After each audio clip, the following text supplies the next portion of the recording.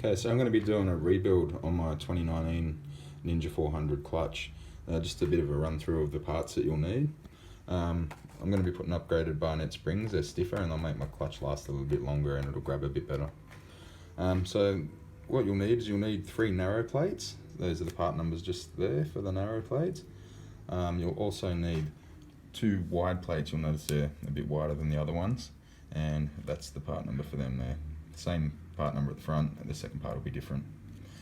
Also, in between each one of these, you'll have a metal plate. What I wanted to do was put 3 fatter metal plates, but I only have one, which is 2.3 millimeters. I've got a couple of standards here which are 2 millimeter, but I'm just going to use the ones that are already in the bike. I'm going to remove one of the 2 millimeters and I'm going to replace it with this 2.3. So that'll fatten up the clutch pack a little and make it a little bit tighter. There's one metal plate in the bike already that it's a narrow one. I've actually got too many here on the bench because I'll be using 2 of the 2 mils and the 2.3 mil. And there's also a narrow one. It goes in between 2 of these narrow plates, and that's already in the bike, and you can't get a fatter one, so there's no use replacing that one. So the way to put your clutch together is first of all, you'll have a narrow. Now your narrow will go in, and inside of the narrow one will sit what's called your judder spring. You can pull your judder spring out and you can put 3 of the wide plates in place of where the judder spring was. So the judder spring sits inside. So if you pull that judder spring out, then you can put that one in. Then what goes in next is one of the 2 mil plates. So that'll slide in between. Now you're gonna need to put, it's gonna be a fat plate, not a narrow plate. There's only one narrow plate in the bike, and that's to go in between the 2 narrow ones.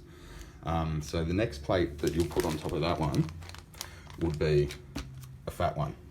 So on top of that is obviously not a narrow plate, it has to be a fat one because you're putting in a fat friction plate. Then on the end of that one goes another wide one.